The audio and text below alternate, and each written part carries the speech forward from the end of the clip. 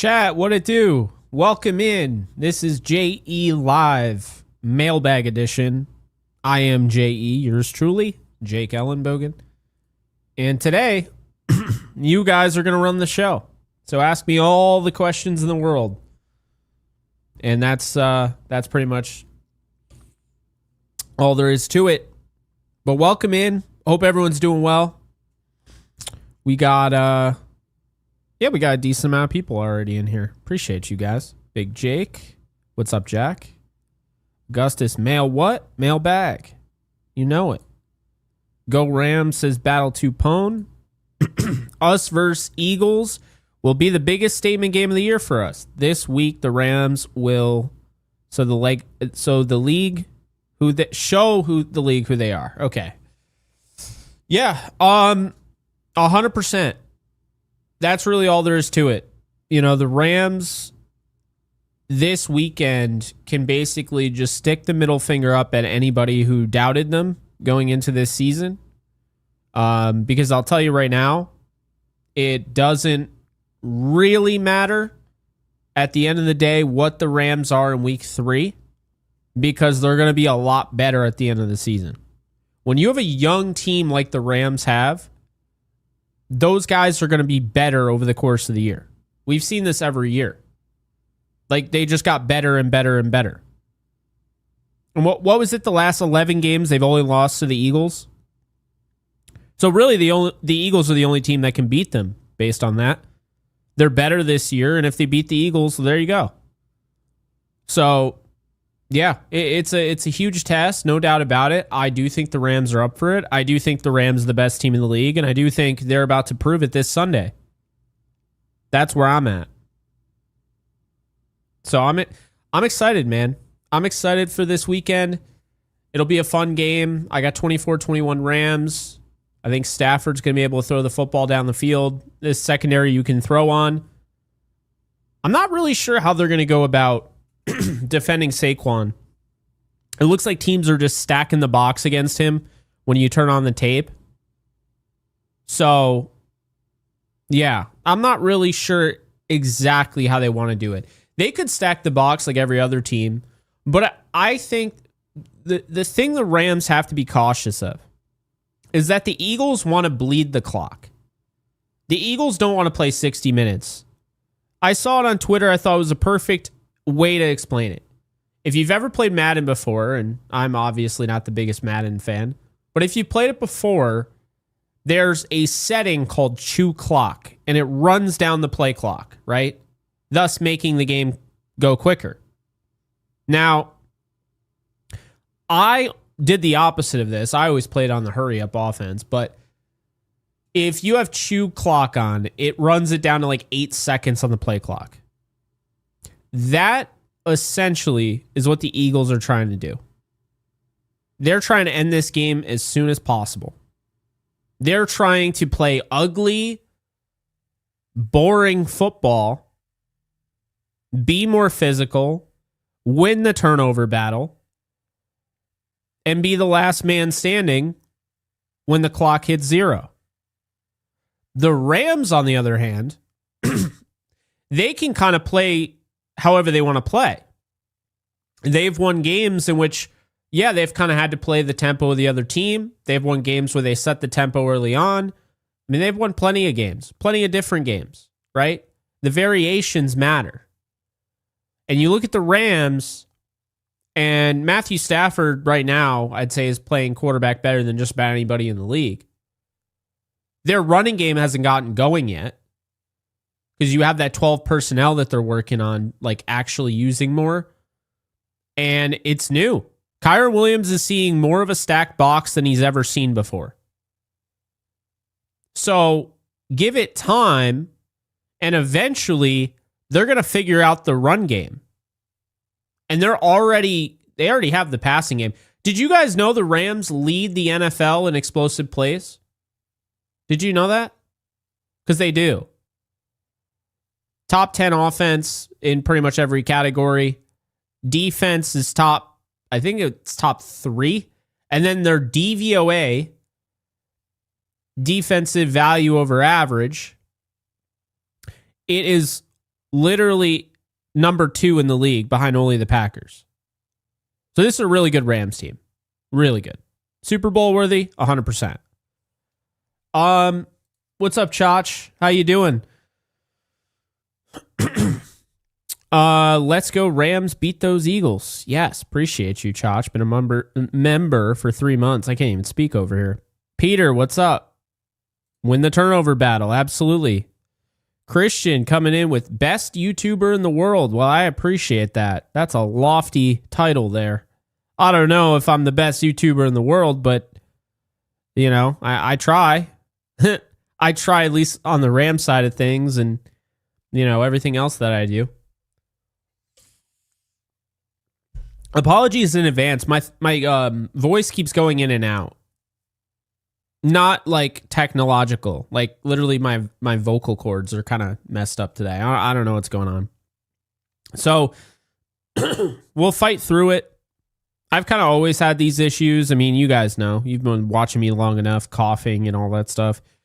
But yeah, appreciate that, Christian. What's the status of Steve Avila or Steve Alive? Lee, I'm not gonna let you live that one down. So Steve Alive, I'm messing with you. Steve Avila is currently working. Well, I don't know what he's doing currently at this moment, but he was working on the side. He was not a participant in practice today. They're trying to get him going. He has done more this week than apparently he did last week, according to a few reporters. Nate Atkins, of course, of The Athletic. So, yeah. What's up, Jack? Tony, how you doing? Doofy Doggy, hello. How you doing? Kevin, what's up? Jake W, I appreciate that. Battle Tupone, what up? Nate, I agree. I absolutely agree. I think it's next man up. I think this is a golden opportunity for Darius Williams. I think this is going to make their secondary better. And what I mean by that is not better without Akello. But now these guys are thrusted into this role where they have to put up or shut up. Then when Kello comes back, let's say Trey Brown plays a little bit, Emmanuel Forbes, no longer feels like he has kind of a crutch that he can lean on. And you start to see that these guys, you're getting the best form of them at the end of the year. They've gotten the most experience. Now, that obviously doesn't factor in Darius Williams, who is a starting caliber player. He doesn't need to worry about that. But a young player like Forbes or Trey Brown or, if AJ Green gets involved or Cam Lampkin, yeah, it does matter. Matthew, could Baker be a possibility after Stafford retires, assuming that's after next season? I'm going to say absolutely not. I don't think he's leaving Tampa at all. I just don't see it. I think he loves Tampa. I think Tampa loves him. If he were to go anywhere else, maybe, but I don't see him leaving Tampa. Baker's very happy where he's at, and Tampa absolutely loves him, and they should. They made out like bandits. You go from Tom Brady to Baker Mayfield. I mean, it's not Tom Brady, but Baker Mayfield's really good. He's really good. It's funny, I saw on Twitter, people were saying how Jared Goff is better than Baker Mayfield. Are we kidding ourselves? There's no way. I would take Baker all day. Because I know with Baker, he's going to make something out of nothing. I know with Jared Goff, if I don't have the offensive line, he's toast. As soon as he starts getting hit, he plays as bad as anybody. If you keep him, clean, he's great. Jared Goff is awesome when he doesn't actually have to worry about pressure. That's where I will take Baker Mayfield 100 out of 100 times, because Baker, he's good with pressure and without pressure. He can take off and run. He's got the mobility. He's got the better accuracy. I think he's a better leader. I think he's a better communicator. So, yeah, give me Baker all day long. Finally able to catch a live. Go Rams. Yeah, Melvin, welcome. Appreciate you. Rams over Eagles, let's go. I believe so. If we can contain Barkley, I don't see a world where they win this game if Barkley is contained. That's for damn sure. I don't see too many. Like, how would they do that without Barkley? That is, yeah. I mean, that's a. What's up, Vegas Mike? How you doing? Tony, Joe Burrow to Rams next season when Stafford retires. I don't think so. I think Joe Burrow, if he ever goes to the Rams, it's not going to be for a while. He has to get out. They have to get out of the contract. He has to get out of the contract. It's a little bit easier said than done. McVay's on the cool seat. Mad Dog on ESPN got faith in the Rams. Interesting. Matt Stafford is going to show the Eagles what a truly elite quarterback actually is. Yeah, so I'll say this right now. I like Jalen Hurts. Like, I do. But I don't understand, just because he won the Super Bowl, people act like he's this elite, really special quarterback. He's good, but he's a different style. He doesn't have to be elite because of what's around him. If he needed to be elite, I don't think he could. Think about this. If Matthew Stafford currently got into a duel with Jalen Hurts, where they had to just rely on the passing game, Jalen Hurts would have no chance in competing with Matthew Stafford. No chance. And they both have great receivers. Jalen Hurts has the better tight end. Jalen Hurts has the better running back. And Jalen Hurts has the better offensive line. But there is zero chance he would outduel Stafford in a pass-happy game. Zero. So the way I see it is Jalen Hurts is really good at what he does. He fills a role. He's a really good player. But this idea that he belongs in the top 5, and I've seen it, I don't buy it. Agreed. Are you concerned about Jared Verse's play? I've heard he's over pursuing, not good against the run. HD, great question. I'm not concerned. It's week 2, and I think Jared Verse has put out some good tape. I mean, I think when you look, Byron Young has been the MVP of this defense. But I think Jared Verse has played a really good couple 2 weeks, and he does a lot of different things that don't get talked about. So yeah, soon the sacks will catch up, the pressures will catch up, it'll all catch up. But right now, just going on the tape and watching on Sundays, I mean, he looks really good. I'm not gonna lie, I'm not worried about him at all. Falco, what's up? So, Jake, when will you be returning to gaming content? I assume after the NFL season. Great question.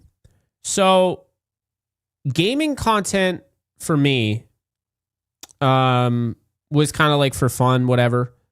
And then I really wanted to get into it, like make it like a career, but like not a career, but like have, make income through it. The problem is I just did not have... I had a good year in 2022, but I haven't had the luck since. And so for me, it's kind of like, I don't know, I'll probably do it every now and then, but I don't think, because all the projects I want to do, and that includes the lounge, which is not over, the Rams channel, which you guys are on right now, Yankees Unloaded, Off the Edge, things like that, Downtown Lakers, like the different things I want to do. I just don't know if gaming consistently even makes sense for me, but you never know. I'll never say never. It's just more so, I think it's going to turn into like what it used to be, where I would just sporadically go live and be like, oh, hey, I'm gaming, if anybody wants to come through. So yeah, appreciate the question. I agree. You said that already like 3 times, but hey, as long as you're right, I don't care. Jared Verse played tight end and wide receiver. Does he get a tutty this year?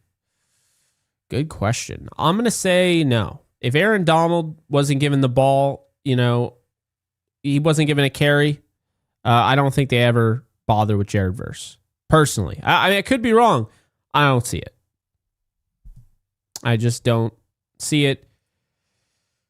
Yeah, I feel like in this game, they're going to try hard and use Barkley. They don't care if you stack the box or not. Barkley's had great success against the Rams in the past. This is a different team, but I feel like they're going to try and get him going. Hurt can't pass. Do you think the best way to beat the Eagles is to get an early lead so they can't bleed the clock? They'll have to force Hurts to throw. That's what I'm thinking. 100%. If the Rams get the ball first, you don't know how a game's going to go down, right? That's the drawback of getting the opening kickoff instead of just waiting for the second half. But let's just say you do know that they are going to get the ball first and they're going to march down the field and score. You know that. What are the odds of the Rams winning now that they just did that? They got to be up there, right? So it's interesting. Chat, let me know in the comments section below what you guys would do. If you win the coin toss, are you deferring just in case anything happens where this game goes sideways, and that way you have that kind of thing that you can lean on the second half where you get the ball first? Or would you rather just risk it all and just go after it, and regardless of how the game goes, you're fine? The Eagles get, the position out of the first half, and you have a chance to put some points up right away. Because for me, I think it's a fair question, but I'm going to tell you right now, I'm deferring. And the reason why I'm deferring is because of that defense.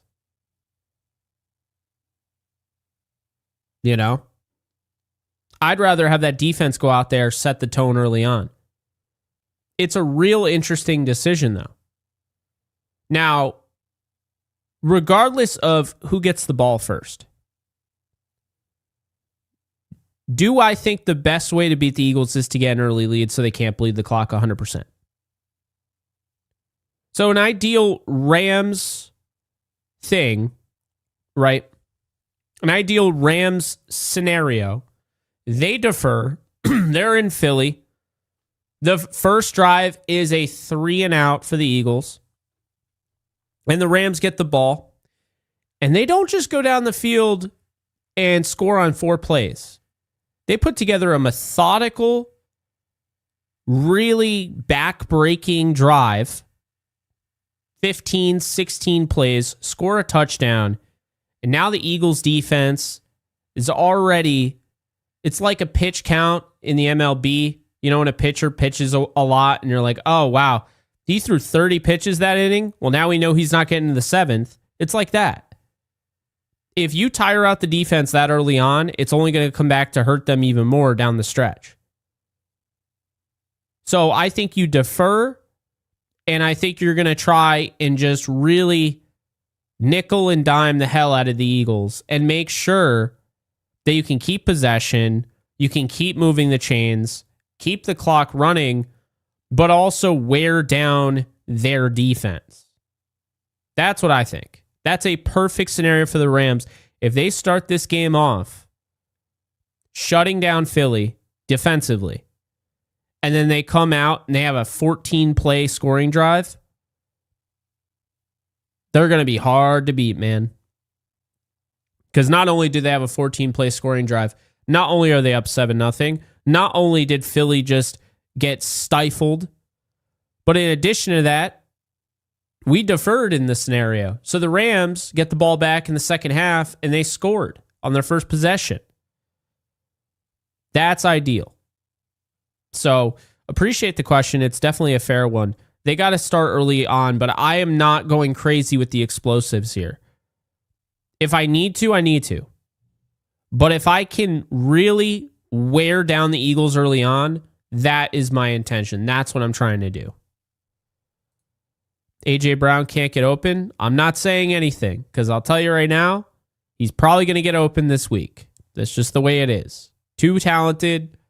He's not going to go that long without anything happening. What's up, SGA? How you doing? Edwin, what's up? I saw you earlier in the NFL stream. So same thing with Chach, by the way. Kevin, Jake, I don't know why, but why doesn't Cardi ever try 55 plus field goals? I swear we always punt from that position. Don't think they don't trust him. Do you think they don't trust him? I don't know. I think it's based on the situation. If you need a game-winning field goal, you're obviously not punting, right? No doubt. But if you feel like, I want to play the time of possession. I want to play the field position battle. I trust my defense. You might opt to not kick a long field goal that is not guaranteed and just punt it because you have one of the best punters in the league and you have one of the best defenses in the league. So that's really what's going on there, but that's a great question, Kevin. Yeah, I mean, I would say so. What do you think of CJ Stroud and Dante Moore as options next year? Man, Dante Moore. What school is he? Is it UCLA? Sounds familiar. I can't put my finger on it.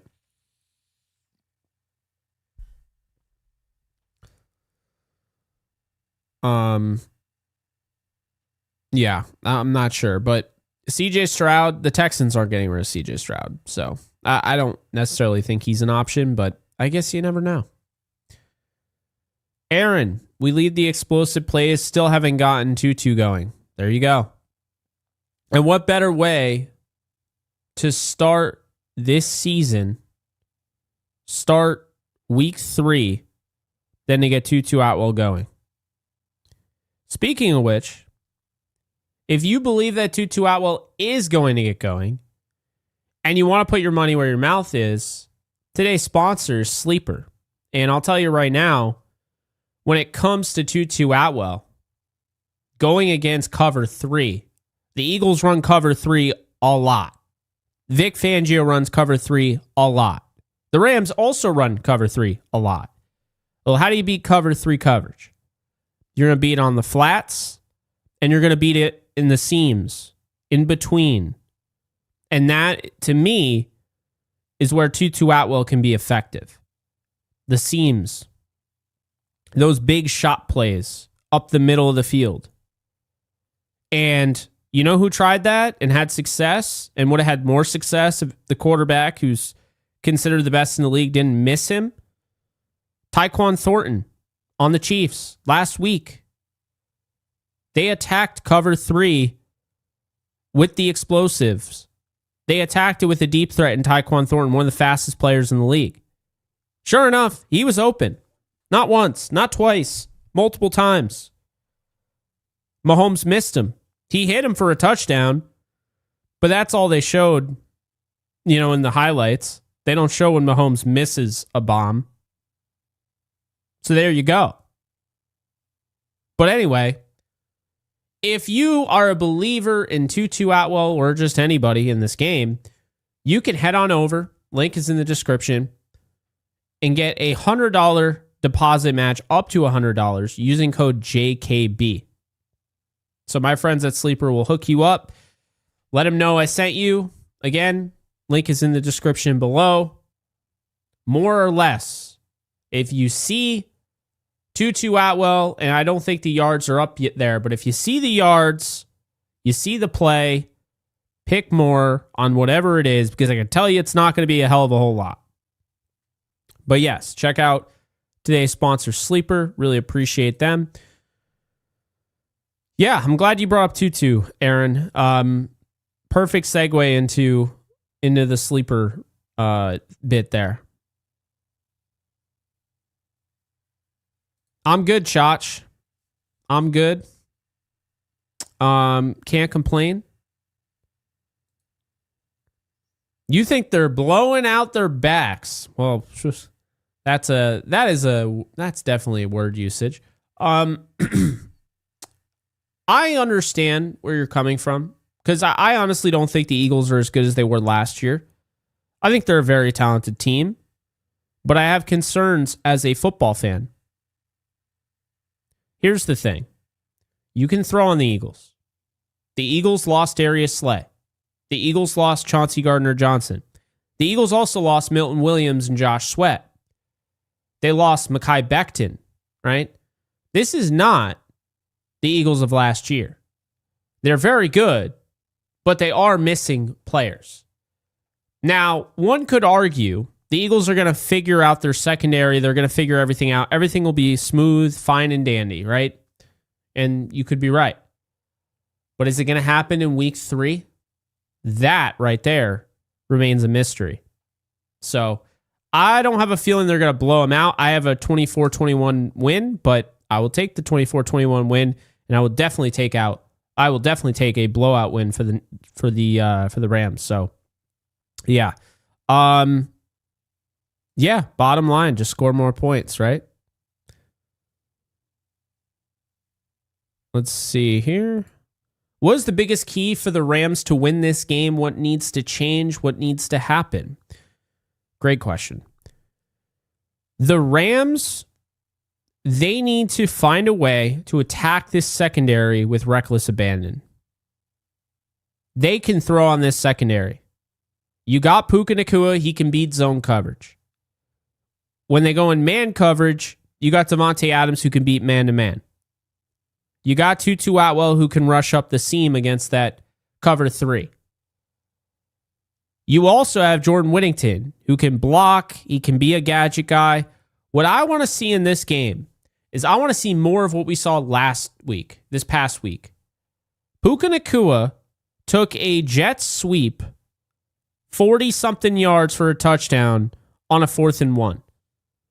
Now, I don't know if you guys remember, and I'm sure you do, but the jet sweep used to be a staple of Sean McVay's offense. It wasn't just used sporadically, on 4th down. No.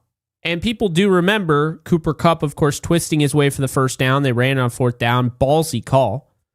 But before that, Van Jefferson, Robert Woods, Cooper Kupp, right? Brandon Cooks, Sammy Watkins, Josh Reynolds.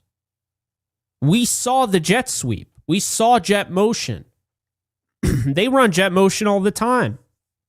But if you never run it, what are teams going to think? You're never running it. That's what they're going to think. So think about that. Think about the fact that the Rams are capable of so much more. And yet they totally let go of the 40 points. They easily could have scored 40 last week. They let that go. They end up scoring 33. And I'm here to tell you that they can be a lot better than that. That's exciting. But the biggest key for the Rams to win this game is not let the Eagles dictate the game. The Eagles, again, are going to try and milk every single bit of the clock. They're going to try and hit you, get you to 3rd and short, run the tush push, get the 1st down, lather, rinse, repeat until they're in the end zone. That's what they're going to try to do. They're going to try and shut you down. They're going to try and bore you to death. Well, the Rams can't afford to let that happen. They did at SoFi Stadium back in, I believe it was 2023. That game, the Eagles just basically bled away the clock. So that's the thing. The Eagles were just bleeding away the clock, and the Rams end up losing that game. What was it, 23-14 or something like that?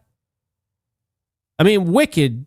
I might have even been like 14-6. I remember it was a game that Ahkello Witherspoon had an interception on Jalen Hurts in. But point being, that game, they just controlled the clock the entire time. You can't allow that. You can't allow yourself to play their style of football. Set the tone early on. If you're on offense, obviously set the tone that way. But if you're on defense, you can still set the tone early on. Stifle Jalen Hurts.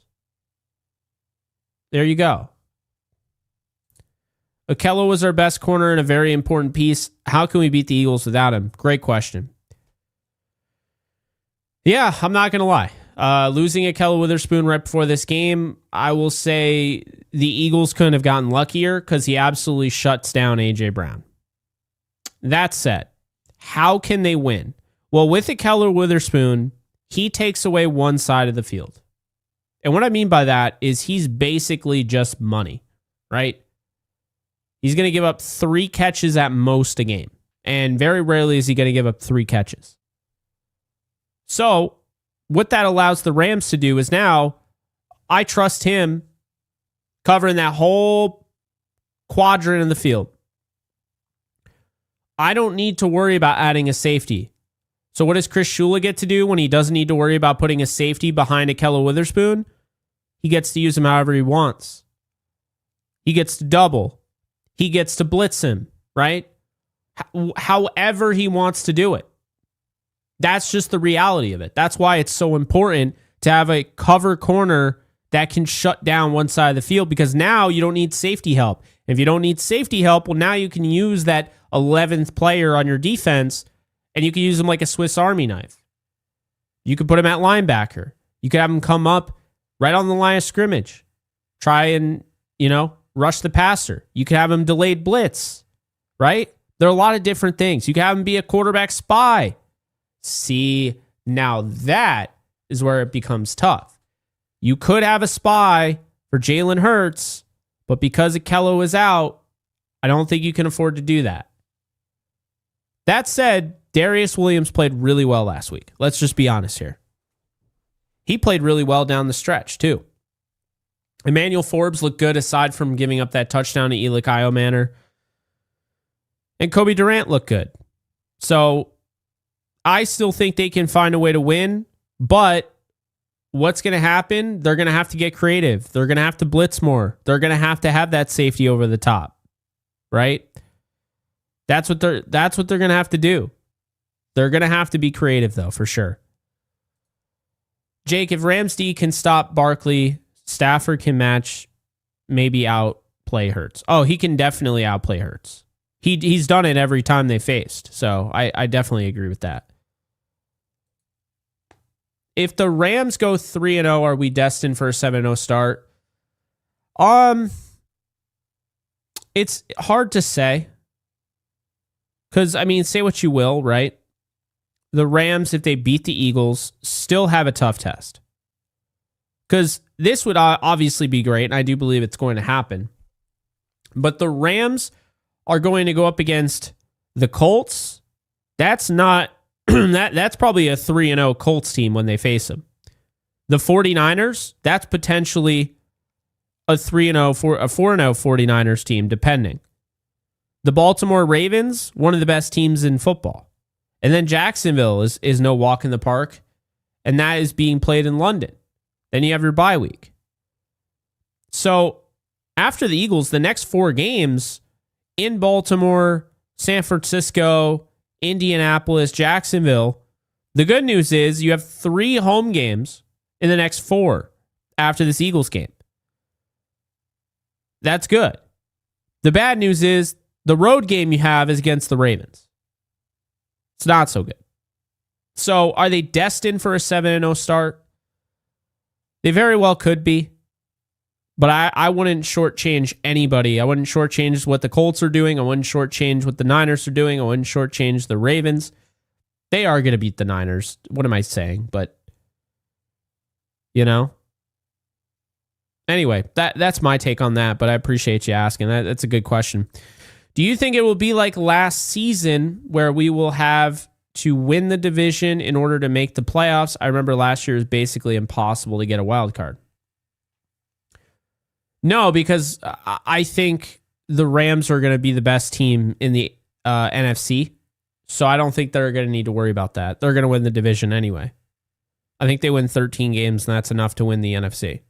So 13-4 was my prediction. And if they beat Philly and Baltimore, they're probably going 14-3 or 15-2. Because those are the 2 losses I had for the Rams. And then 2 others, I had Seattle, and then I think I had the Niners taking one of them. So, yeah. Great content, Jake. Horns up. Really excited for this game. Appreciate you, Lance. Should the NFL ban the tush push? All right. Here's my stance on the tush push. Ready? If you follow me on social media, then you know. But my stance on the tush push. One, I hate the name so much. I'm tired of talking about tushes, man. I'm sorry. We're not ZZ Top over here. This is not Tush, this song. But point being, I don't think it should be banned. I don't think it should be banned. What I think is that it should be officiated properly, and it's not. The issue people have with the tush push isn't that it's dominant. I'm so tired of hearing, oh, it's dominant. No. The issue people have with the tush push, the brotherly shove, is that you have two guards that are rolling. Like, you ever have you all, most of you, I would assume, anybody that has their license had a road test, right? What do they take points off your test for? If you have a rolling stop. If you come to a red stop sign or red light and you roll through the stop, you don't stop. Well, the guards are rolling through the snap. So they're already about to make contact and the ball hasn't even been snapped yet. That's my issue. I think that stems from the fact there's new blood with the Eagles. There's no more Jason Kelce. The tush push is different, but there's also new guards as well. Mekhi Becton isn't there anymore. Like, you have to coach them. They do take off early. It is a false start by definition. The play doesn't have to be banned. Would I be upset if they banned it? Absolutely not. But do they have to? No. They just have to start actually officiating it correctly. Because it's pathetic how bad they officiate it. Pathetic. How much do you think Trey Brown plays? Probably most, if not all, of the special team snaps. So I think he plays a decent amount. That's a good question. As far as the defense, I don't think he plays at all. But who knows? Baker is a stud. I'll take Baker over Goff. Hey, Jake, my birthday is this Friday. All I want is a Rams win. Eagles are overrated. Hey, happy birthday, Gennaro. I'm not going to say the Eagles are overrated. Well, I guess by definition, I can see where you're coming from. But yeah, I want the Rams to win as well. So hopefully they get that win for your birthday and make us all happy, right? Yeah, I loved watching Baker on the Rams. I will tell you this. I think Kevin O'Connell is about to get a lot out of Carson Wentz. I'm not high on JJ McCarthy. Now, it doesn't mean he can't be something in this league, but in this season, with the team that the Vikings have built, I don't believe it's in their best interest to play JJ McCarthy over Carson Wentz. I'm very excited to see what Carson Wentz looks like in a Kevin O'Connell offense. And I'm telling you right now, he is going to win this game this Sunday against the Bengals, and he's going to look good doing it. Now, I will tell you, it is going to be a close game, and it's worth noting that you have Jake Browning, who is probably one of the better backups in the league at this point. Jake Browning is going up against his former team, the Vikings. So that's also, there's some storylines going on, right? So we're done with Arch. I really haven't been following. I say it every year. I'm going to get into college football outside of KU. I don't have time. I just don't have time. It goes away. That's why I'm just like, I'll just watch it at the end of the year. I'll just watch the tape when I have the tape, right? I don't know. I make time for KU, but I don't have time to watch all these games, man. Covering baseball in the middle of the NFL season and vice versa, covering NFL in the middle of the baseball season, it's a lot. Like, I don't know if you guys are aware, and you probably are, but if you're not, Gary Sheffield Jr. and I have recorded, I think now almost 330 episodes of Yankees Unloaded. We go live every night. And it's not always 10. Sometimes it's 11, sometimes it's 12 Eastern, sometimes it's 1 Eastern. So we go live all the time. So it's a lot. I bring it up because people are always asking me, hey, Jake, why don't you do like a watch party for like the quarterbacks, or why don't you game? And it's like, well, this is why. I'm gonna later tonight, I'm going to do the Yankee show. They're currently up 8-5 against the Twins. Hopefully they hold on. Yeah.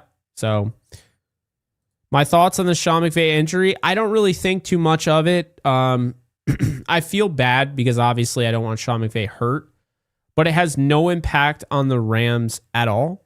That's just the reality of it. So I typically don't like wasting people's time and like making videos on things that would be more relevant for TMZ to report than Jake Ellenbogen.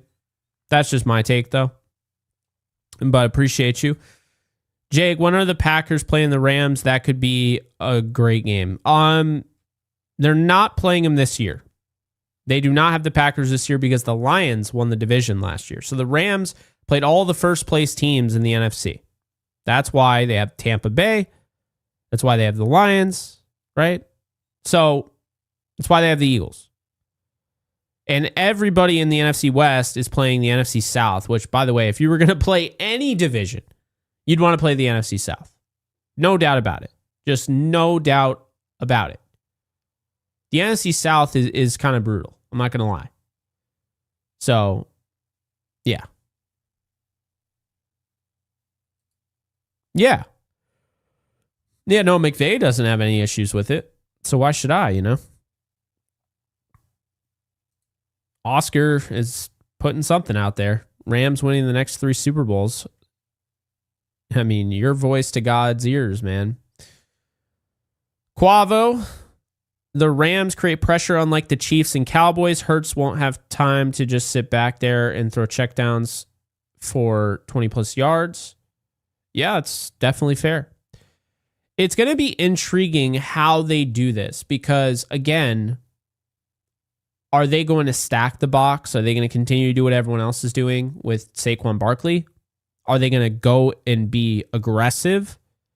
Are they not? Like, I'm not really sure what the Rams are going to do. I just know in order to attack cover 3, they're going to need Tutu Atwell. So I really feel confident that Tutu Atwell ends up. I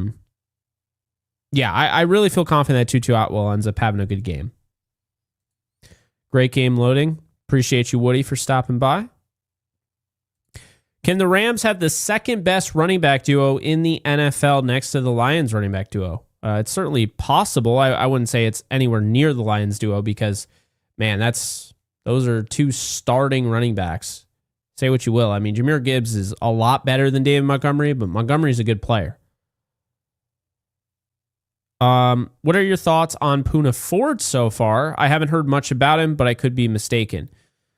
Yeah, Poona Ford, he doesn't play the sexiest brand of football, okay? And what I mean by that is you're probably not going to notice him unless you're looking for him.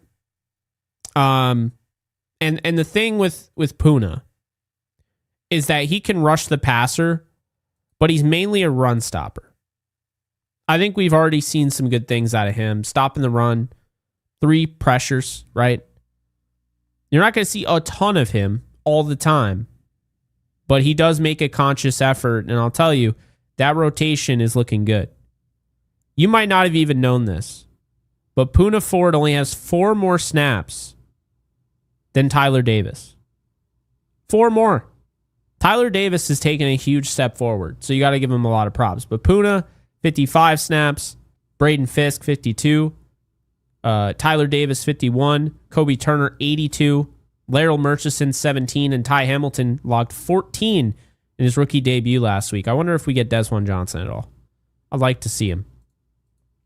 Corum is getting his first 100-yard game next week. They'll expect us to pass, but we'll be run heavy. I don't know if I see that, but hey, shoot your shot, right? Otto, appreciate you. Would you even want Burrow? Do you think he's injury prone? It's actually an interesting question. Because you look at like Stafford, for instance, and I'm sure there were points where people wanted Stafford, and then they would see him get hurt, and they'd be like, man, I don't want Stafford anymore. Like, I'm sure the people like that existed. But you see the toughness. And I think Burrow's very tough. I think he just needs to get out of Cincinnati at this point. They just refuse to give him an offensive line. I mean, would I want Burrow? Yes. I mean, 3-4 years from now, I don't think he's going to be available anytime soon. Final flash, are you a Resident Evil fan? If so, thoughts on Resident Evil 9 trailer? Most definitely. Not only am I a Resident Evil fan, I beat Resident Evil on this channel. So back in the day when it was just the Jake Ellenbogen channel, it wasn't there was no Rams spin. There was a Rams spin, but I did everything. It was experimenting. And I don't know, anybody in the comments section, be sure to throw in a W if you were one of these people that watch these streams. If you watch me play Resident Evil Village, if you watch me play Resident Evil Biohazard in its entirety, I'll do you one better. The Detroit Become Human playthrough. If you were here since the beginning and you watch those, you're real ones, man. And if you ever do want to watch them, they are still on the channel. I have not deleted them. So, yeah. And I wouldn't have been able to beat those games without you guys, because I'll tell you, there were some people that were just giving me some information. I'm not the best puzzle guy. Not in games. I'm good at regular puzzles, but at like games, those puzzle whatever, they always mess me up. So Resident Evil, yeah, does that. But I'm excited for 9, yes. Definitely excited for Resident Evil 9. Let's see. Jake, the snow helped the Eagles in the playoff game. Sunday is nowhere near that condition. Rams can take this. You know, I don't feel like we talk about this nearly enough, that Matthew Stafford literally was throwing in a blizzard and threw 324 yards. Jalen Hurts had 128, right? Saquon had 205 rushing yards. Like, let's not shortchange him there. Puka Nacua had 97 receiving yards on 6 catches. But Matthew Stafford threw for 324 yards passing in a blizzard. We don't talk about that nearly enough. We just don't.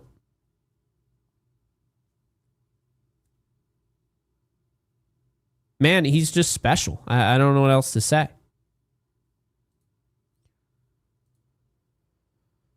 I agree, Tyree. 100% agree. Haven't tapped into the offense yet completely. I mean, you guys really think Terrence Ferguson just isn't going to play this year? Come on. Of course he's going to get involved. Probably at the end of the year, he's going to look like a lot like Davis Allen did at the end of 2023 when he started really getting comfortable. Tight ends, you're playing offensive line and you're playing wide receiver. It's a tough position. In general, it's very tough to transition as a rookie. That said, Terrence Ferguson's going to get opportunities. Kanate Mumfield is already getting snaps with this team in week 2, week 1. Xavier Smith, right? And look they just put up 33 points and they didn't even really have to use anybody outside of Puka Nacua and Devontae Adams. So when you switch to predominantly way more 12 personnel, now teams know you're running the football. And I keep saying this. Because they know they're running the football, they're stacking the box. Kyron Williams has never gone up against a stacked box on this level. But Sean McVay knows what he's doing. Sean McVay is putting tape out there. Kyron Williams going against these stacked boxes. He's not putting enough out there to be freaking terrified of Blake Corum. But I'm telling you, if you balance Blake Corum with Kyron Williams, I'm not talking 50-50. Kyron's the starter. You paid him as such. But if you're able to utilize Corum, you can really have these guys complement each other in a way that defenses don't really know what to do.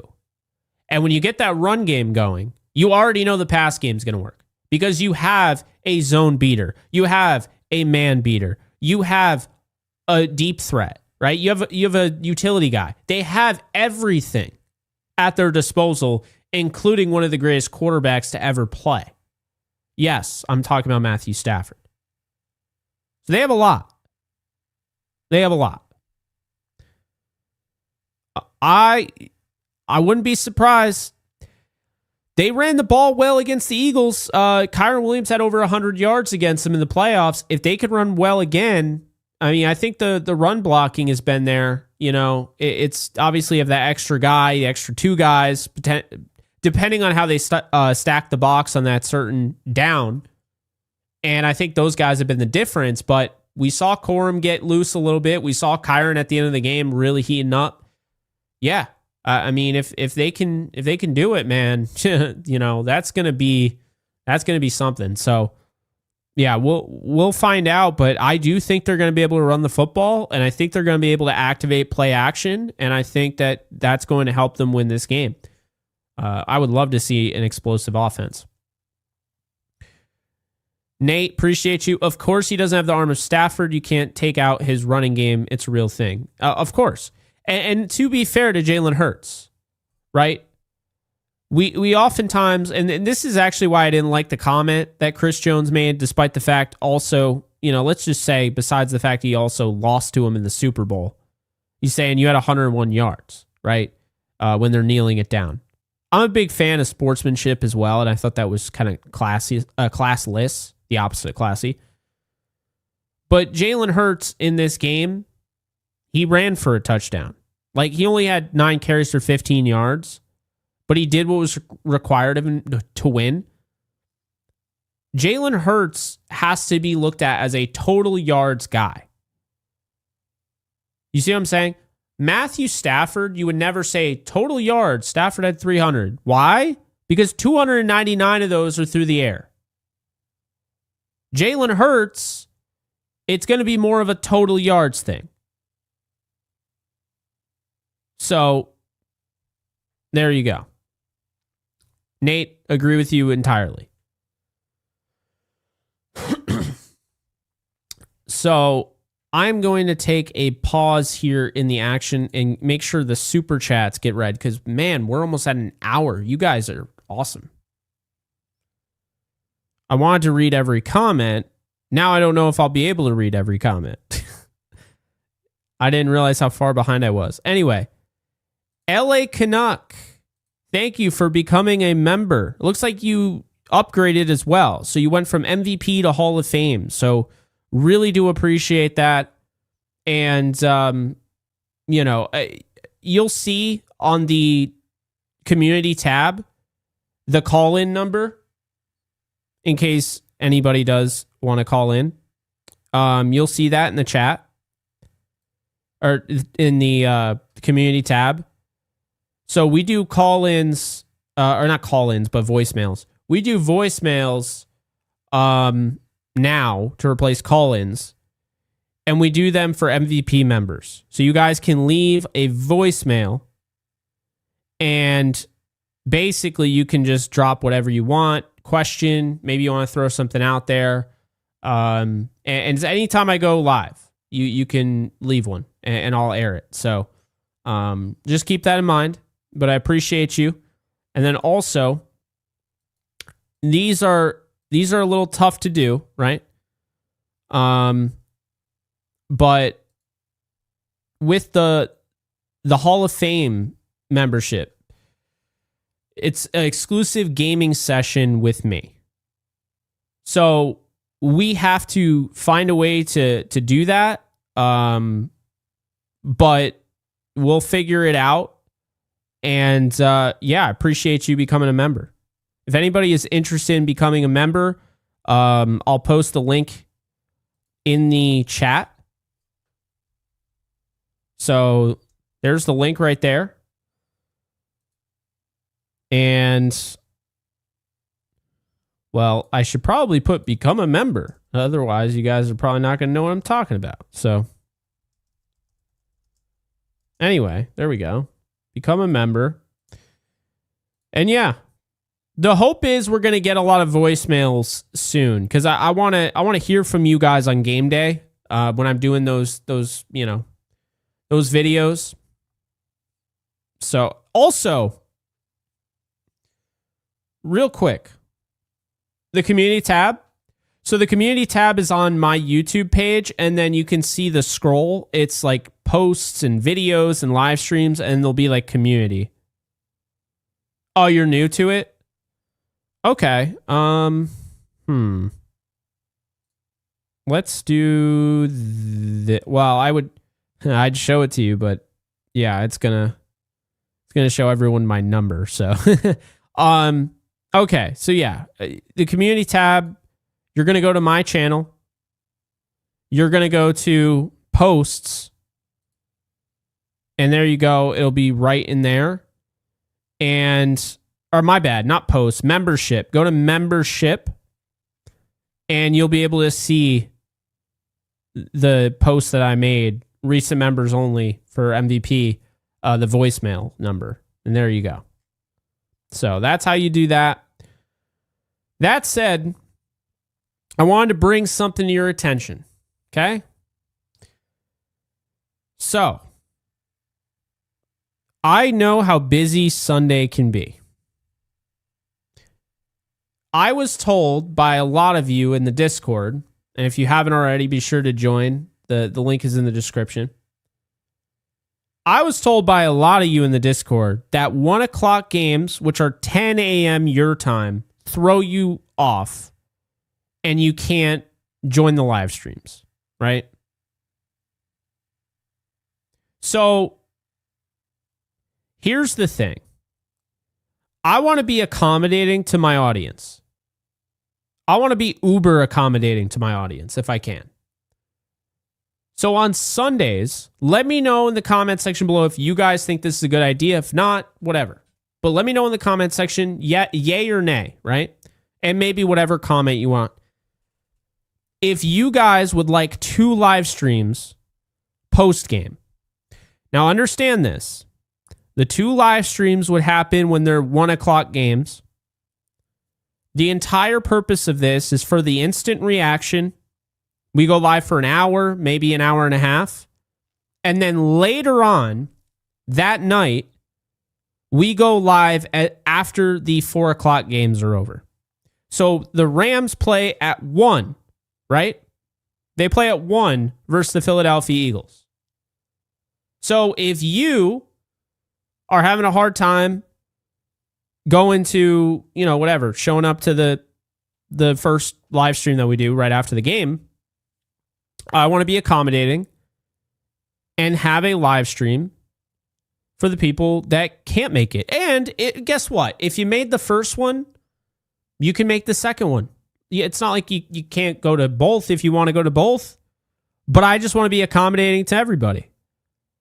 I know my audience, we have a 3-hour time difference. Doesn't mean I don't love you, right? So here's the deal.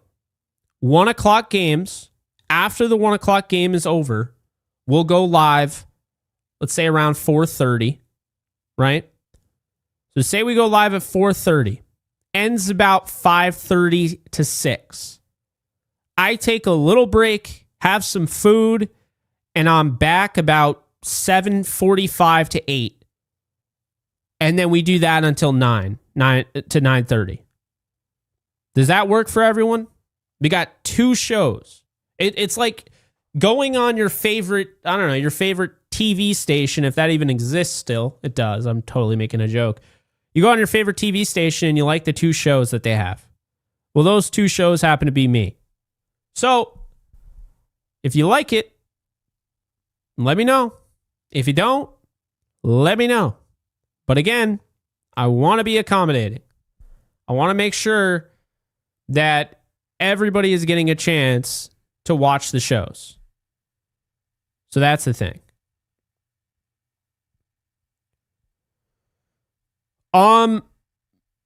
So yeah, LA Canucks, since you're in LA, let's just say if I were to start at 4:30 Eastern time, it would be 1:30 Eastern time on your side of the world. And then the second show would be, like, typically I would probably start it around 7:40. 7:40 or like 8, like around that. So then you would just, that'd be like 4:40. So yeah. 2 post games. Now here's why this is kind of cool, okay? First post game is an instant reaction. Super chats, voicemails, all of that. The second one we now have some nuance. We have maybe an injury update. I've watched the Sean McVay presser and post-game speech. Division rivals have already played, right? So that's how we're going to do it, I think.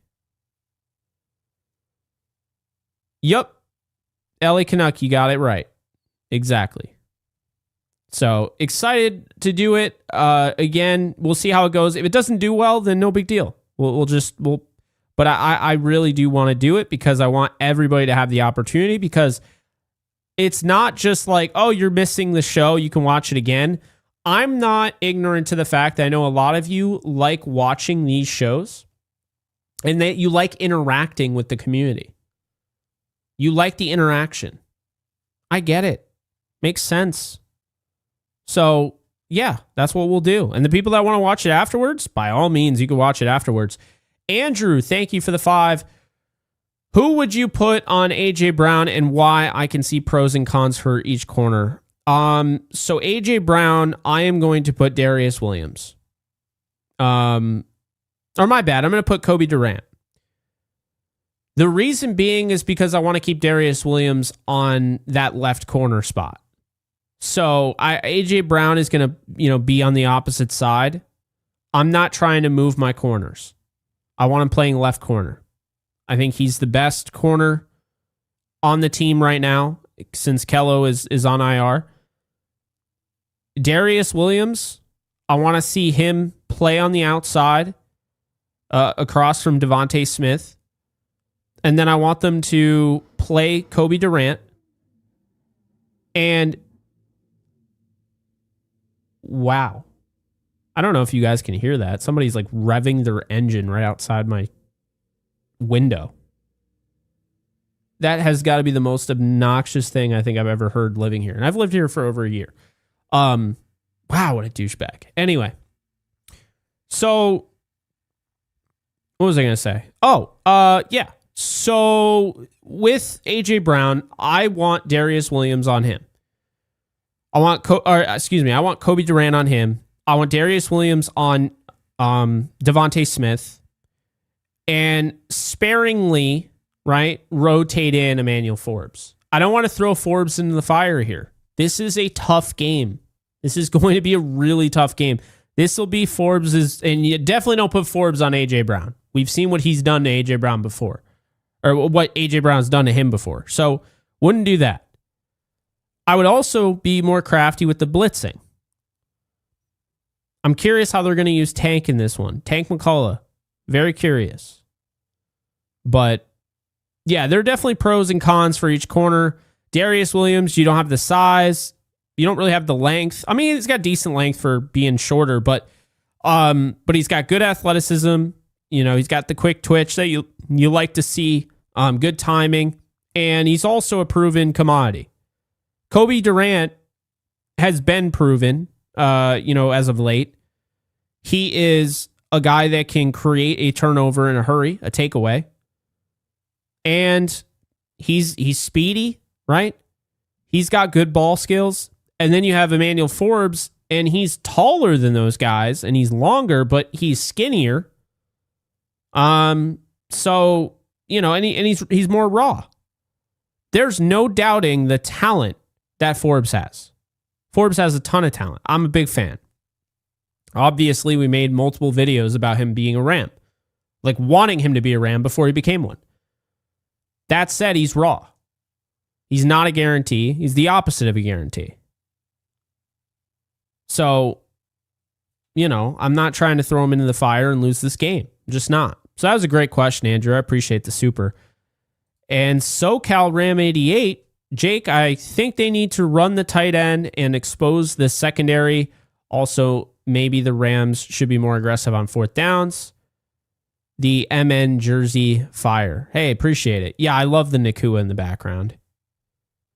It's really cool. I've really changed my tune. I still think the yellow number would have gone so perfectly, but you know what? That white number is starting to get to me. Not in a bad way. Like, it's starting to grow on me. I love the helmet. You guys like the new helmet? We put the midnight helmet in the background.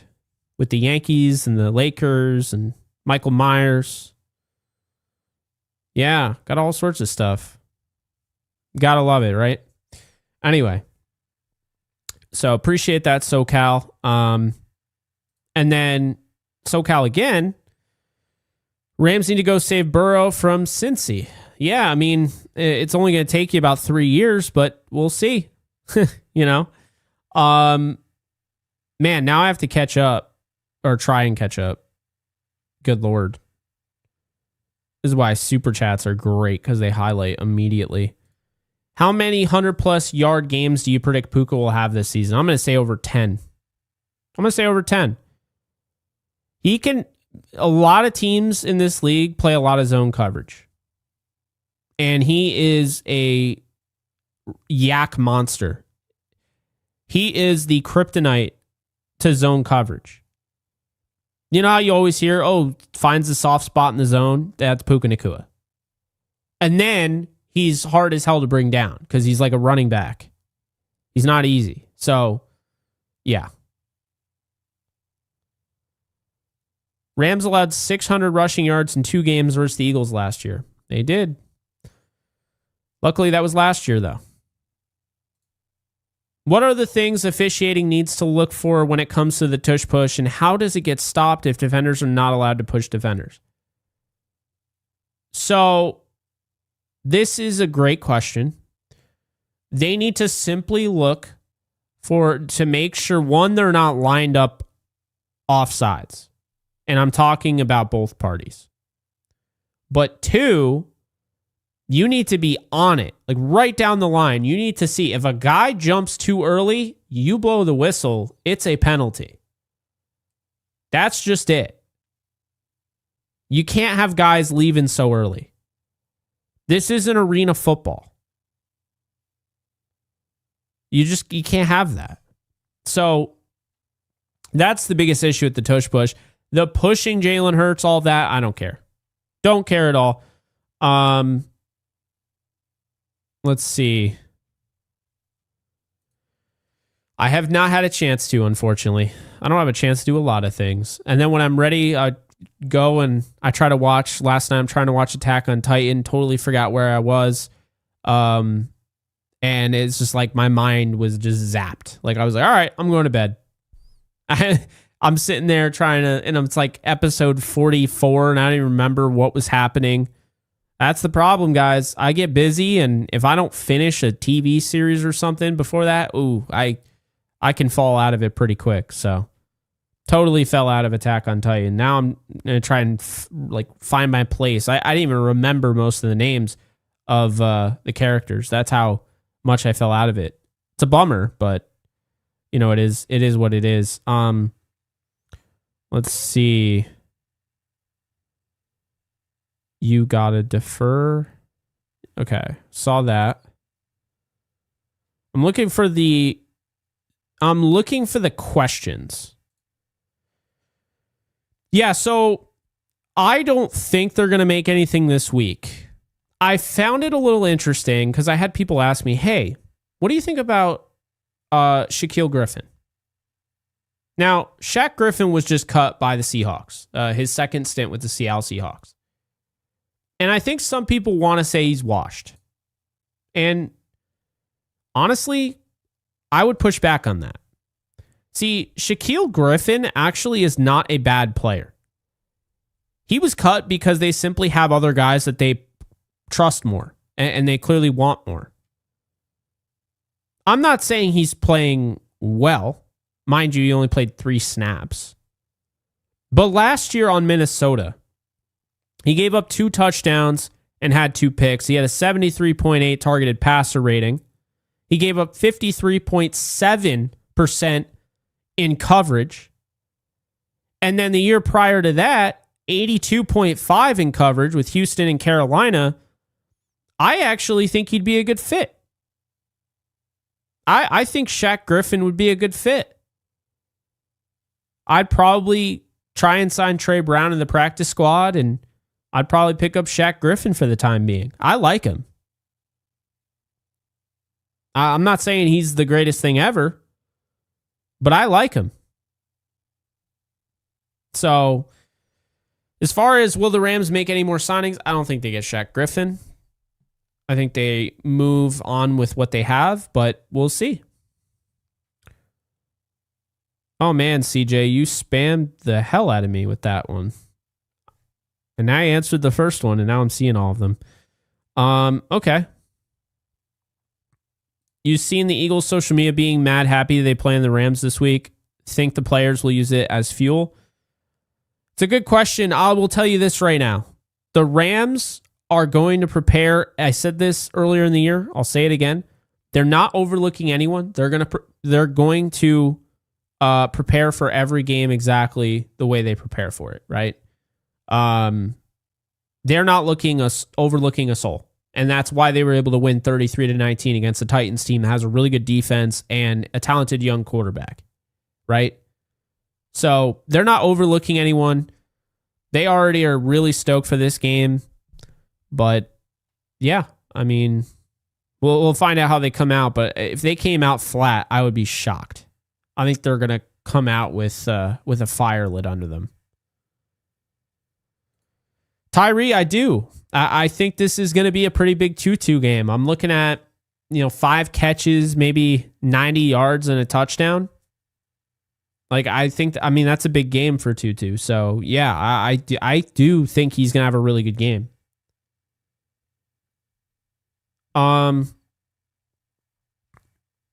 Let's see here. What do you think would happen if Jalen Hurts was the Rams quarterback and Matthew Stafford was the Eagles quarterback? The Eagles would probably win multiple Super Bowls. I'm sorry. I hate doing this. I think Jalen Hurts could win a Super Bowl with the Rams. I think Sean McVay could get a lot out of him.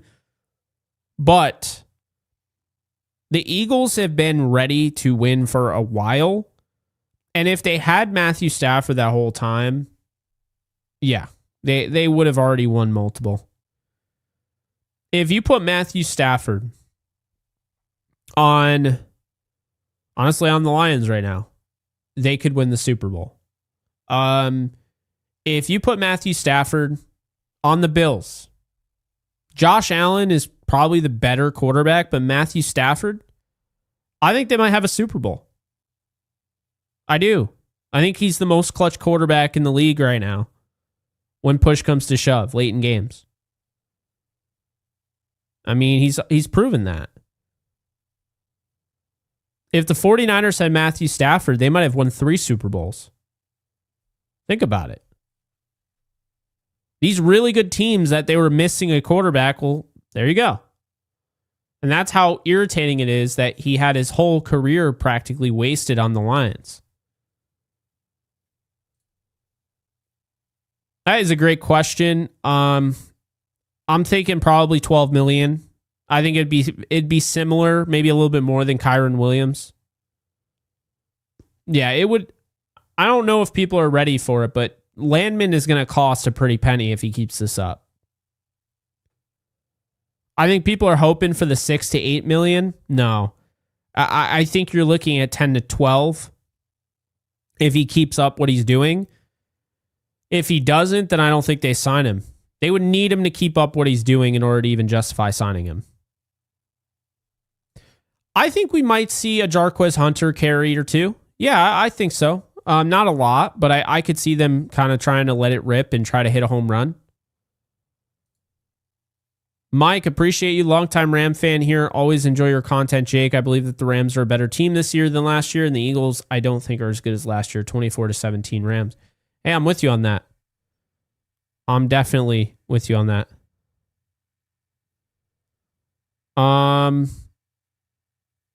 Let's see. Oscar, you're wild for that, but man, if the Rams even come close to that, Monday, that is going to be the happiest victory Monday that you could have since the Super Bowl in 2022. Because that would be insane. When did the Eagles take a dip in the secondary? I thought Quinion Mitchell and Cooper DeJean were great. They're very good players, but they're also flawed. And Quinion Mitchell, he still can give up plays in coverage. He gave up some explosives against the Chiefs. Then you have Adoree Jackson, because, they're playing Cooper as kind of like a slot guy. So Adoree Jackson is on the outside. And then, Reed Blankenship, you can throw on. Remember Sorensen on the Chiefs? Yeah, Reed Blankenship is like the Sorensen on this team. You can attack Reed Blankenship.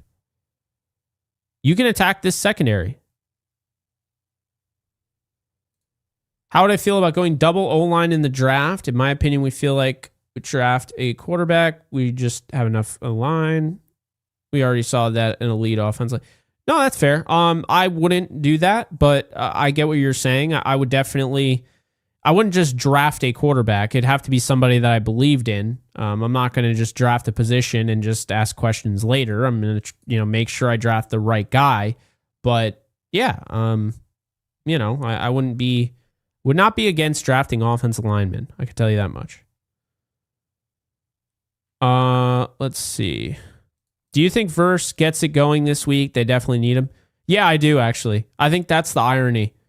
He had 2 really good matchups. I still think he looked totally good, totally fine, whatever.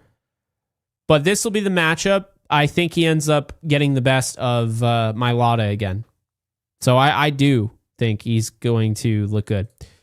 Jake, you got so much going on. It's crazy. The dedication is insane. Thank you. I appreciate that. Would love to see some gameplay stream every now and then. Dying Light the Beast this Friday. That'd be a good stream, man. Just saying. Yeah, I mean, I've been trying to get into gaming again, and it's been difficult. Like, I got into Oblivion remastered. I was playing, I don't know, Lords of the Fallen. Lately, Metal Gear Solid Snake Eater, Delta, but like, I've had a hard time just getting into games because, like, when I have my free time, it's like I just want to sit there. I don't even want to interact. I work myself tooth and nail, like, to the point where, like, at the end of the night, I am cooked. Like, I feel it, So yeah, I more often than not, I know it sounds crazy. Like, you could play video games almost half asleep. You can, but I don't know. Lately, I just want to, like, sit there. And I mean, that's been harder too, because yeah, like, late at night, you're not, like, processing the information as well. And yeah, I don't know. But anyway, appreciate you, Ant. I don't plan on playing Dying Light. I've played it before. I don't know. We'll see. We shall see. Never say never, right? What do you think is the best way to stop the tush push? The way the Rams do. You have to get low. Low man wins. And the Rams have been able to stop this thing multiple times. But I will say this. I don't believe the Eagles were false starting every single time they used it until, like, recently. This new group, different players, I do think that they are false starting every time. It's brutal. Yeah, sorry. I can't control that. YouTube puts the ads in there. It is how I get paid, so, all I can say is, if you can, premium is definitely worth it. But yeah. Facts got to start hot on the Eagles. I believe Devontae is going to cook Mitchell, to be honest. He could. I think Devontae is going to be able to do some things in this game for sure. Yeah, if Adoree Jackson's on Puka, it's going to be a long day. I just don't see that. I don't even know what they're going to do with Adoree. Adoree has been horrendous for this team. Thanks, Aiden. Yeah, it was bittersweet. The Kello 4 jersey comes in, and I'm excited, and at the same time, I'm reminded that I can't watch him until, week 14? I don't even know, man. It's brutal. I hate it for him. Jake, offensively, the Rams have had a ton of success with play action this year so far. Establishing the run is essential, but they need to incorporate quorum more. I agree, because it's like, and I've used this analogy now on 2 different, occasions, but you have to like with pitching for it. The Dodgers are on right now. They're actually on my screen up here, playing the Phillies. But you have to be able to mix up your pitches. You can't have a pitcher that just throws fastballs and moves them around the strike zone. You have to be able to have a second pitch. Is that a changeup? Is that a slider, sweeper, whatever, right? That to me is no different with football. You got to have running backs to complement each other. If a defense knows every single move and how a certain player, how their mannerisms are, what they do, the speed, they can adjust to how to play it. But if you start mixing around and you're like, oh, 22 is in, 23 is in, 22 is in, 23 is in, right? It's going to be tough. You have to play them different every time they have the ball.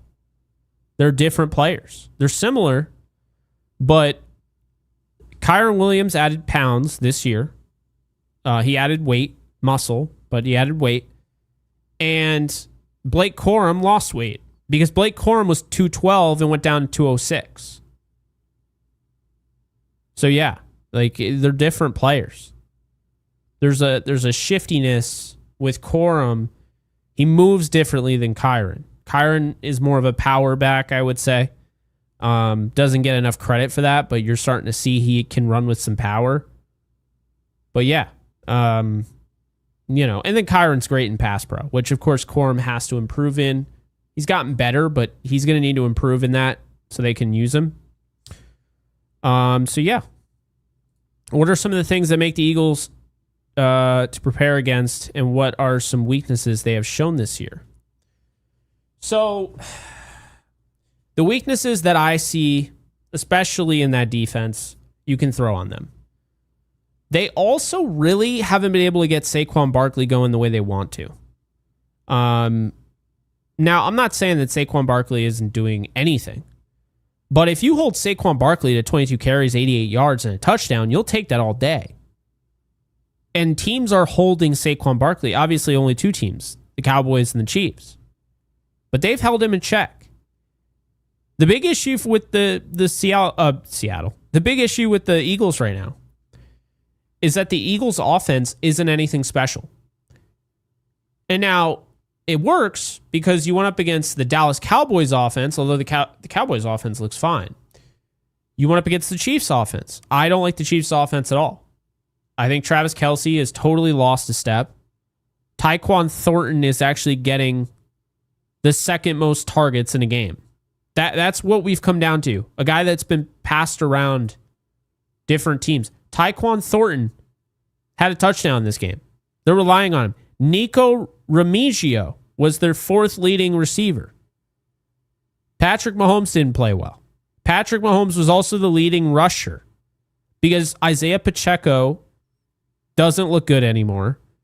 And Kareem Hunt in 2025 is somehow a thing, and it shouldn't be. So the weaknesses for the Eagles are that defense you can throw on, and that offense doesn't score a lot of points. The Eagles think about this. The Eagles dominated that Cowboys team. They dominated that game, and yet they barely won. You're looking at the score and you're like, I don't know how the Cowboys are about to take the lead, but the Eagles have dominated this entire game. Why? Because the Eagles don't score points. Will they start this weekend? We'll see. But Jalen Hurts only having 101 yards passing, yeah, I mean, that's a thing. But also, look, I mean, A.J. Brown, 5 catches, 27 yards. Devontae Smith, 4 catches, 53 yards. That was last week against the Chiefs. Chiefs have a good secondary, to be fair. So how about this? I'll do you one better. How about the Cowboys game? The Cowboys, the same team, that secondary just gave up 400 yards to Russell Wilson. And that same secondary, the number one receiver in this game for the Eagles was Jahan Dotson. That was did you know the longest passing play in this game for the Eagles was Dallas Goedert? He went for 9 yards. Like, Jahan Dotson led the way with 3 catches, 59 yards. Devontae Smith had 3 catches for 16. A.J. Brown had a catch for 8 yards. Jalen Hurts went 19 of 23 for 152. And he ran 14 times for 62, 2 touchdowns. Do you see what I'm saying? Now, obviously, the Eagles can wake up and get out of this, like, whatever this is, because this is not good enough. But if they don't, and it's more the same, there's a pathway for the Rams really kind of putting a beating on the Eagles, because the Rams have the offense to score points. The Eagles, right now, it doesn't look that way. That, again, it could change, but there are the weaknesses, Dr. Dingus. Those are the weaknesses. You got a secondary that you can throw on. You got an offense that doesn't really score. They just are hoping that they're going to be able to kill enough clock and win the game. They get to 3rd and short, they run the tush push. They get to 4th and short, they run the tush push. Right? That's what they're hoping for. So, yeah, it's a good question. Why isn't Wentz sticking on one team as a backup, new team every year? It's the NFL. I don't know. I think Wentz has been unfairly treated in this league. I understand why the Rams didn't keep him, because Jimmy Garoppolo is a guy that they've wanted for a while, so they were hyped when he became available. That was kind of a no-brainer for them, but if he wasn't available, Carson Wentz is the backup of the Rams right now. Like, I hope people understand that. They loved Carson Wentz. He was well-liked. They just really wanted Jimmy Garoppolo. They tried to, I think, I was either told they tried to claim him or tried to trade for him. They had wanted Garoppolo for a while. So obviously you're not going to sign Wentz if you sign Jimmy Garoppolo. And to be fair, he's one of the best backups in the league, so. Aiden's asking, when is this week's episode of DTR? Fair question. It is Friday. It is Friday. We are going to lightly touch on the Titans game, and we are going to preview the Rams and Eagles game. So appreciate that question. HD, do you think losing Cody Mauch for the season is a huge blow for the Bucs? Well, that's a bummer, because Cody Mauch is actually a friend of Downtown Rams, came on our show. We appreciate him. That is a bummer, but yeah, that's significant. That's one of their starters. So, yeah. Nope, that's not great. Are y'all doing an NFC roundup game every year going forward? I'd love to come to one in SoFi, but I don't know if I can afford it after the nut I busted in Nashville this weekend. The Rams fans showed out. Well, so I would assume that's what the plan is. It's certainly based on the vibe I got is that they want to do this consistently. So it sounds like something that will happen. But yeah, I would assume that as long as things go well, I mean, we should keep doing this. This, I think, is the second straight year the AFC East doing a event. And they rotate. Like, they'll do, like, the Jets. I think they did the Jets last year, Jets and Patriots. And I think they did the Bills and Dolphins this week. So, yeah, like, next year it could be Cardinals Seahawks on Thursday night. It has to be a Thursday night game from what I gather, because that's the time to do it, because that way it's not interfering with any other games. Because I'll tell you right now, I wouldn't go to one of those events over watching the Rams, over covering the Rams, you know? So that's why it works that it's on a Thursday. But anyway. Resident Evil 4 was the best. I have been stuck on that remake, and at some point I'll beat it. I don't know when. You remember the Detroit Become Human streams? Yeah, those were cool. This game, no, I'm not going to the game. but I appreciate you asking. Love your program. Could you say hi to the Golden Ram fan club in El Paso, Texas? Yeah. What's up, Golden Ram fan club in El Paso, Texas? How you doing? Or is it El Paso? I think it's El Paso. I don't know why I'm saying Paso. So, appreciate you. Of course. Elden Ring streams were legendary too. LOL, those streams were after we won the Super Bowl and the vibes were great. That's right. Oh my God. It was that long ago we played Elden Ring. Pretty crazy when you think about it. Let's see.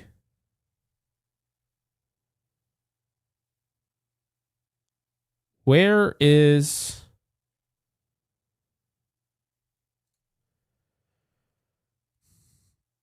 Yeah, so they were definitely forcing the ball to Adams. I partially believe this, okay? I partially believe that they were doing it to put it on tape to try and open up other things. But I don't know. I could be wrong. So, who knows, but that's kind of what I think.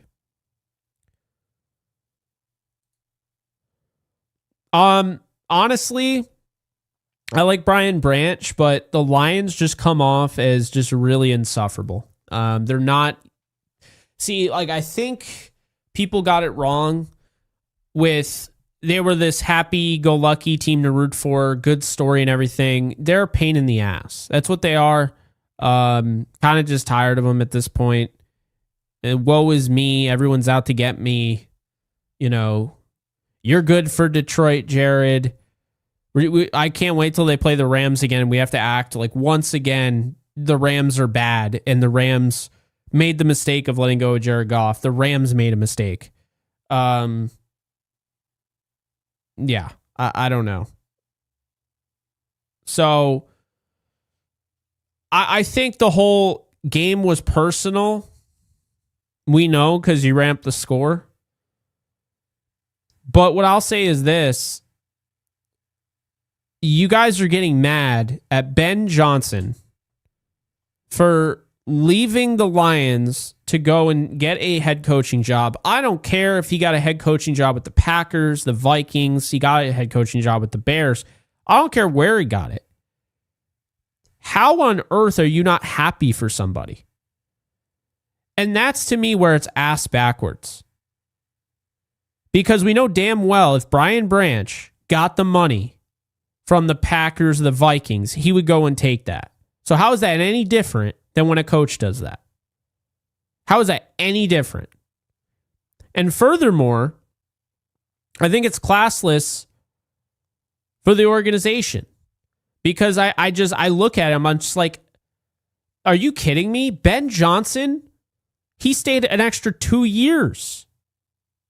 He stayed an extra 2 years as the offensive coordinator. You don't think he could have gotten a head coaching job 2 years ago? Absolutely. So when I hear that, it just makes me sick because this is a guy that could have left a long time ago and decided to stick it out. And guess what? It's not his fault that Jared Goff fell off a cliff. And I know we just saw what he did against the Bears. Jalen Johnson out and Kyler Gordon out and Nashawn Wright. All those guys are injured. Well, I'll just say this. Lions fans better hope that they're legit. We're going to find out on Thursday or on Monday Night Football against the Ravens. Because I'll tell you right now, if the Lions aren't legit, they come out against the Ravens and they look like they did against the Packers, you, my friends, have a fool's gold team and you're not going anywhere. So, yeah. That's my take on it. I do not like the disrespect. I think Ben Johnson deserves all the credit in the world. I mean, he basically revitalized Jared Goff's career, if we're being honest. So, yeah, I cannot stand that. Have some class. And I like Brian Branch. He's a fun player to watch, but that's just not cool, in my opinion. Okay, let's see here. Can you do another one after Sunday Night Football too? 3 shows? You want me to do 3 shows? Good golly gee. I doubt it, Edgar. Yeah, I mean, that's a lot because I have the Yankees shows to do. So, but I mean, I guess you never know. Who knows? I don't know. But 3 shows is quite a bit for a day.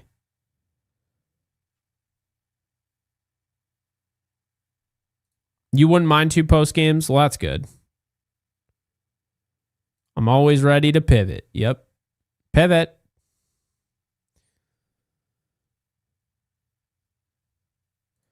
If I see Trey Brown covering AJ Brown, I'm gonna be unwell. This guy literally just got signed to the roster. He should be nowhere near AJ Brown.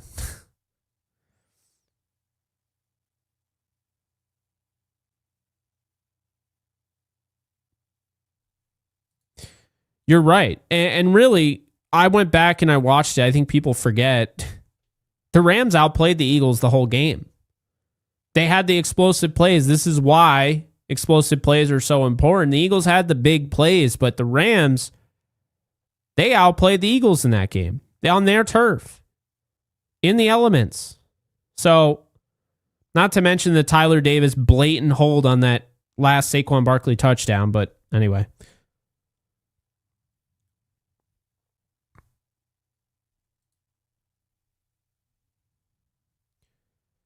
If Forbes becomes an all-talent corner that he was meant to be with Washington, again, thanks, Commanders, for letting him go. Do you think the Rams will draft a cornerback this year? Yes. They have a lot of guys that their contract expires, so I definitely do believe that they'll draft a cornerback for sure. I hope Akello comes back. Darius Williams, you still have a year of him. How do you want to do that? Depends. Kobe Durant's a free agent. Kello's a free agent. Yeah, it'll be interesting. What's up, Brian? Jake, you and I are big Kyren guys. If the goal is a more backfield by like what we saw last week, does that diminish Kyren's value and in turn make us overpayers on his new contract? No, and this is a great question. It doesn't, and here's why. This is how running backs are used. Most running backs around the league are used like Sunday. Kyren Williams has been utilized more than any other running back. His snap percentage last year, his snap count percentage was not over 90%. Back-to-back seasons, by the way. So, honestly, I wouldn't say it makes them overpayers at all. I think they've just been getting a lot out of Kyren before this contract, and yeah, it's kind of the norm, But yeah, it's a great question. Thank you, Callum. Appreciate that. Although you might not be talking about me. You could be talking about, what show did I bring up? Attack on Titan? You're probably talking about Attack on Titan. But nonetheless, I guess I do appreciate you. Okay.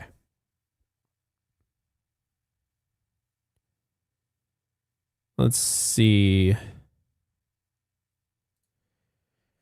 How do you think the Rams match up with the 49ers? I'm not going to lie. I have PTSD from when they owned us. I always fear we're going to lose. I think they match up really well with the 49ers, truthfully. I'm not worried about that at all. I kind of assume they're going to win both matchups. I think the Rams are significantly better than the teams in the NFC West. And I think the NFC West is good. I think the 49ers defensive line could be a problem. But yeah, I mean, I feel really good about the way they match up. I think the secondary can be beat and taken over by Stafford. I think the Rams defensive line can give Purdy or Mac Jones or whoever behind there fits. Yeah, I feel good about that matchup. So things can happen between now and then, but currently, right now, as it stands, I feel really good about matchups against the 49ers. Great question, David. I'm going to tell you right now, he is getting better. And one thing I will say is last year he dealt with a back issue the whole year. So now he's not dealing with the back, and I think you're seeing, the maturation, you're seeing the growth. So yeah. That's a great question though. Kel 55, appreciate you. Hello, Jake from Baja, Mexico. Love your podcast. Adios, amigo. Go Rams. Appreciate you. Chach is saying, what in the world? I live in El Paso too. How about that?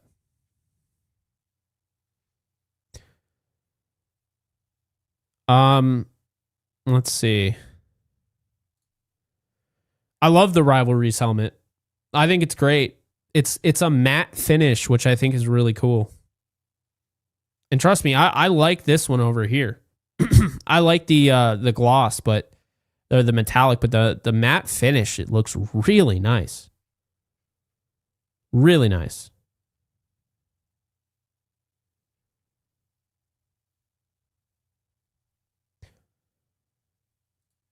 I believe 2 years from now. I mean, I guess after I think it would be 2 years. But anyway, guys, really appreciate you. This was great. Love hanging out with you guys. Almost 1,000 views on just a thing that you guys basically just dictated. So really appreciate it. Hope everyone enjoyed. And yeah, I will. Let's see. What do we got tomorrow? So tomorrow, I'm going on the Philly special as a guest. So that's really cool. The Philly special has over 100,000 subscribers. So really cool for him to invite me on. And then tomorrow, JE Live is at 8 p.m. Eastern time. My co-host of Yankees Unloaded, Gary Sheffield Jr., is joining the show to talk Rams and Eagles. So if you guys remembered him from last year, if you guys know him, he's starting his own Eagles channel called Eagles Unloaded. So really happy for him, proud of him. Love working with him. And we have just great, on-camera chemistry. But yeah, it'll be fun. 8 p.m. Eastern time tomorrow. That's 5 p.m. Rams time. Gary Sheffield Jr. joins the show as my Eagles expert. We'll do our Eagles preview, and that'll be that. So be sure to hit that thumbs up button. Be sure to subscribe. Be sure to leave a comment in the comment section. And before you head on out of here, real quick, be sure to check out Swivel. Okay? The link is going to be pinned in the description as well. And with Swivel, what's great about Swivel is that if you have Google Chrome, you can sign up for Swivel. Again, link is going to be in the chat and in the comments section below. You sign up for Swivel, and it gives you on your regular page when you're, having a new tab. This is what you get. You can follow different things. Like this is the Yankees Unloaded one, and this is mine. So you never miss a video. This updates every day, twice. So definitely check out Swivel. Shout out to them. Really happy to be working with them. They got some good stuff here. Look at my Instagram stuff is there. All of it. So there you go. Swivel. Be sure to check it out. And the link is in the chat. But anyway, I'll see you guys later. And if you're Yankee fans, be sure to stop on over and watch JE Live a little bit earlier, as Gary Sheffield Jr. and I will be, of course, hosting Yankees Unloaded later on tonight. So appreciate you guys. Everybody take care. Have a great night, and I'll see you guys tomorrow. Later, folks.